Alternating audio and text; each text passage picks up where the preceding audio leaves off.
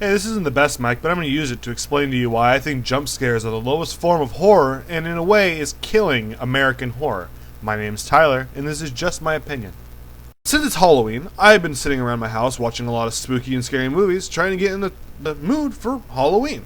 And I've come to the conclusion that movies more and more are trying to rely on the idea that jump scares are scary. No more so than in the movie Paranormal Activity 4. Now, in Paranormal Activities 1 through 3, there were jump scares, but they seem to be earned jump scares. It's jump scares that they built up to and made scary. In Paranormal Activity 4, there's just jump scare after jump scare. If you don't know what a jump scare is, I'll give you an example. Say you were sitting at your computer, or you're sitting on your couch, and you're on your computer or reading a book. And I was able to sneak up behind you. You didn't know I was there, but I was behind you. And I screamed in your ear. You would jump, and your heart would start to race. That's a jump scare. However, I didn't actually scare you, I startled you. You were startled. Startling and being scared are two completely different things that the medium of horror needs to differentiate, and people who actually see horror movies need to differentiate. That's why Not Scary Farm and Halloween Haunt and all that, this really needs to be called like Not Startle Farm, because most of the time you're really just being startled.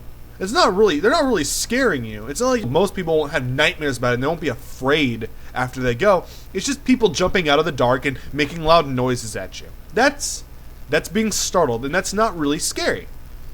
Now, I've seen it more and more in pretty much anything scary, and people trying to pass it off as scary when it's really just it's really not. It's bottom of the barrel kind of stuff that's really what they're trying to get at, because it's cheap scares. It's like saying screamers are scary, and screamers aren't scary. Screamers, again, are just startling. They're really just startling you, and I don't think that should be really considered a form of horror. A form of horror, in my opinion, the best form of horror is the unknown aspect of horror. The feeling of, I don't understand what's going on. Now, when it comes to horror, there are many different ways you can go about it. You can go the slasher movie, ghosts, zombies, demonic stuff like that. But what it really boils down to, in a way, is there's two main sets of horror: the known and the unknown. Now, the known is, you know what the villain is the entire movie. You have a goal to beat or at least survive against the one enemy with a face that you're able to understand, like Jason or Freddy Krueger, or Michael Myers, like all of those people. You understand who they are, and you know who they are by their face.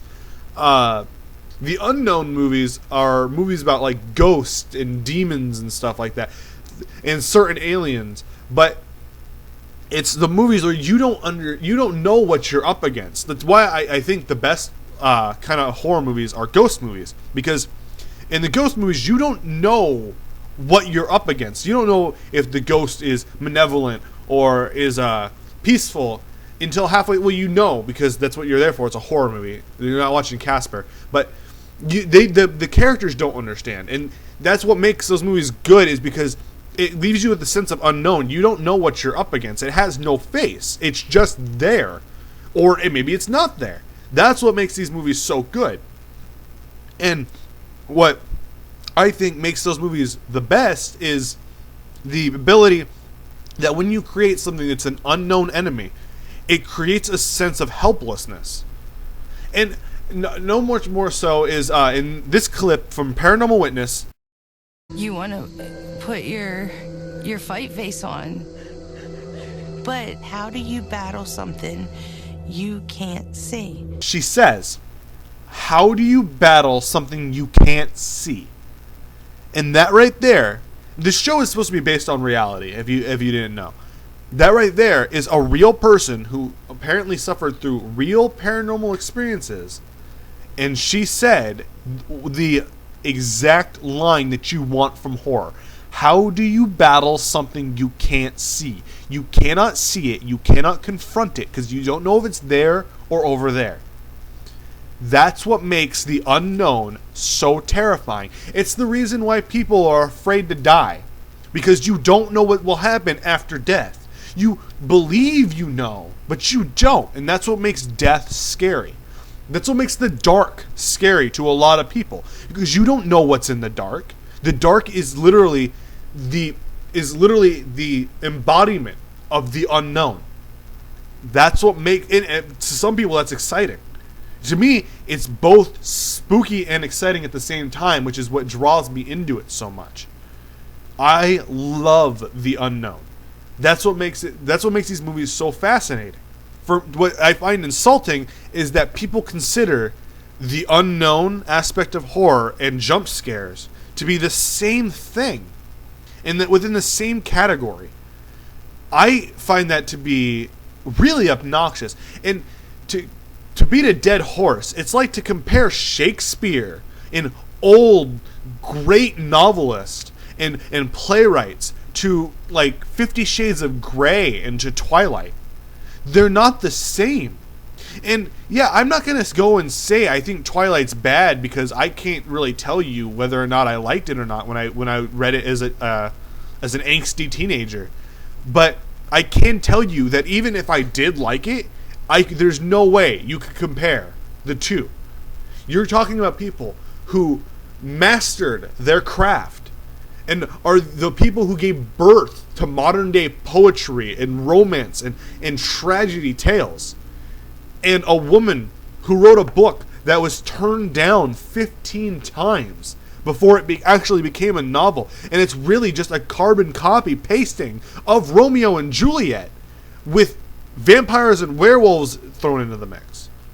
It's not the same, and that's the best comparison I can give you, is you're comparing two things that are so vastly different. They compare only in the smallest or most basic ways and saying that they're the same thing.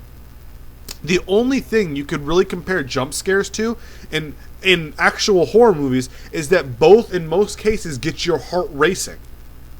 But when it comes to jump scares are bad not only because they're not scary, but because even if you do find them scary, you're finding them scary for the wrong reason.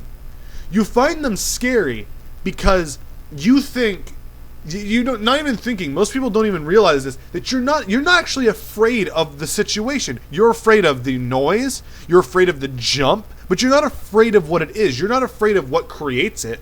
You're just afraid of what actually the noise or the actual jump is.